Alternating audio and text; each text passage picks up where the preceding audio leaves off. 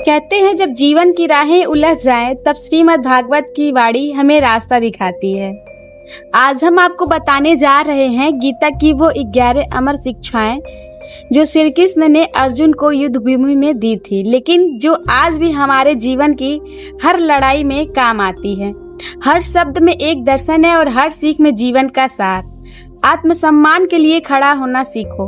गीता की सबसे पहली और महत्वपूर्ण सीख यही है, अगर कोई तुम्हारा अपना होकर भी तुम्हारे साथ गलत व्यवहार करे तो उसे सहना नहीं चाहिए। प्यार में भी आत्मसम्मान जरूरी होता है। जो खुद को छोटा बना ले वो कभी किसी के लिए बड़ा नहीं बन सकता।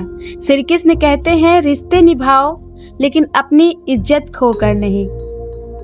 दूसरा, बीते कल का दुख और आने वाले कल की चिंता दोनों को छोड़ दो। जो चला गया वो तुम्हारा नहीं है, जो आने वाला है वो अभी आया ही नहीं है, तो तुम वर्तमान में क्यों नहीं जीते।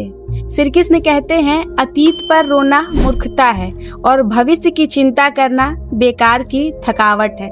जो करना है वो अभी करो, इसी पल में ही शांति है। तीसरा, मृत्यु से डरना व्यर्थ है। मृत्यु एक बदलाव है, अंत नहीं। जिस तरह पुराने कपड़े उतार कर नए कपड़े पहनने जाते हैं, वैसे ही आत्मा नया शरीर लेती है।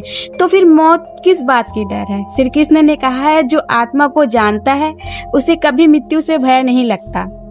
बिना मानसिक तनाव के कोई सुख नहीं हो सकता। हर वो इंसान जो अपने मन को नहीं जीत पाता वो दुनिया जीत कर भी हार जाता है। जब तक मन अशांत है तब तक जीवन में सुकून नहीं आ सकता। क्रोध, लालच, द्वेष ये सब मन की बेचैनी है। शांति चाहिए तो सबसे पहले अपने भीतर उतरना सीखो। पांचवा, वासना और लालच नरक के द्वार है। जब इंसान के मन में इच्छाओं का तूफान चलता है तब उसका विवेक डगमगा जाता है। वासना यानी अतृप्त इच्छाएं और लालच ये दोनों ही आत्मा को खोखला कर देती है। श्री कृष्ण कहते हैं इनसे बड़ा कोई दुश्मन नहीं। छठा, परमात्मा एक है, बस नाम अलग है। कोई उसे राम कहे, कोई रहीम कहे और कोई ईश्वर कहे, कोई अल्लाह कहे, लेकिन सच्चाई ये है कि सब एक ही शक्ति के रूप है। छोटा बड़ा, ऊंच नीच ये भेदभाव सिर्फ इंसानों की सोच है। भगवान किसी एक धर्म का नहीं होता, वो तो सबका होता है। सातवां, सुख की इच्छा ही दुख का कारण है। जी हाँ, जरा सोचिए, जब आप किसी चीज को पाने की इच्छा रखते हैं और वो नहीं मिलती तो क्या होता है, दुख होता है। तो दुख कहाँ से आया, आपकी उसी सुख की चाह से। इसलिए श्री कृष्ण कहते हैं कर्म करो लेकिन फल की इच्छा से बंधो मत। आठवां, जो केवल भगवान को सहारा मान लेता है उसका कोई सहारा कभी छीनता नहीं।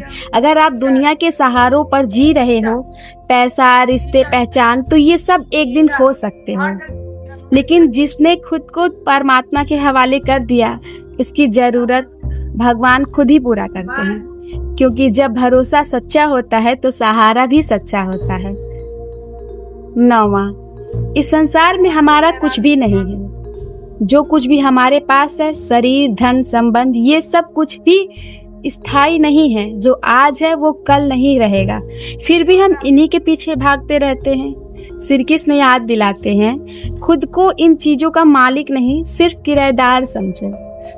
10वां, किसी से अति मोह मत करो। मोह यानी जब किसी से ऐसा जुड़ाव हो जाता है कि बिना उसे जी ना पाए, मुश्किल लगे, तो ये मोह ही है जो हमें तोड़ता है, रुलाता है और निर्भर बना देता है। श्री कृष्ण ने स्पष्ट कहा है मोह से परे जाओ, नहीं तो हर रिश्ता एक बंधन बन जाएगा। और 11वां, दुख तो मिलेगा ही, ये संसार ही ऐसा है।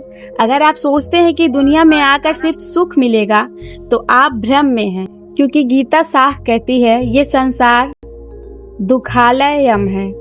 यहाँ दुख भी मिलेगा, धोखा भी मिलेगा, अस्थिरता भी, लेकिन जो इन सबको जानकर भी कर्म करता है वही सच्चा ज्ञानी होता है।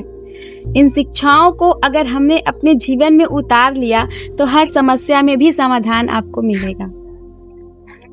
गीता सिर्फ एक धार्मिक ग्रंथ नहीं है, ये जीने की कला है। श्री कृष्ण की वाणी आज भी उतनी ही सार्थक है जितना युद्ध भूमि में थी।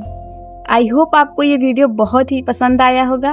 अगर आप हमारे चैनल पे नए हैं तो जरूर सब्सक्राइब कर लीजिए। क्या आप भी हर छोटी बात पर गुस्सा हो जाते हैं?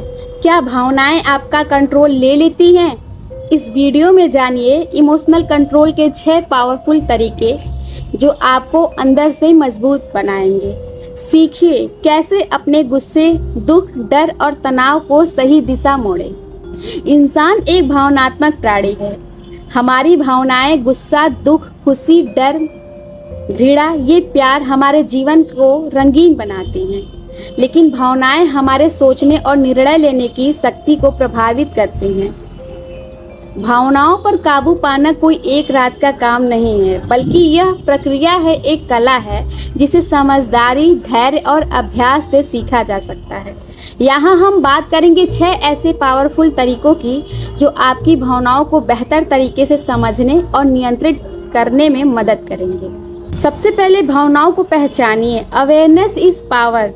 भावनाओं पर नियंत्रण पाने की पहली सीढ़ी है उन्हें पहचानना। जब आप किसी स्थिति में भावनात्मक होते हैं, जैसे कि गुस्सा आना, दिल टूटना या असहाय महसूस करना, तो सबसे पहले ठहर कर सोचिए, मैं इस वक्त क्या महसूस कर रहा हूँ। आप जितना स्पष्ट रूप से अपनी भावनाओं को पहचानेंगे, उतना ही आप उन्हें समझ पाएंगे। उदाहरण के लिए, अगर आप बार बार चिड़चिड़े हो रहे हैं, तो हो सकता है उसके पीछे थकान या उपेक्षा की भावना हो। अपनी भावनाओं को एक नाम देना, जैसे मैं दुखी हूँ या मैं डर रहा हूँ, उसे संभालने का पहला कदम होता है। दूसरा, रिएक्शन से पहले रुकिए।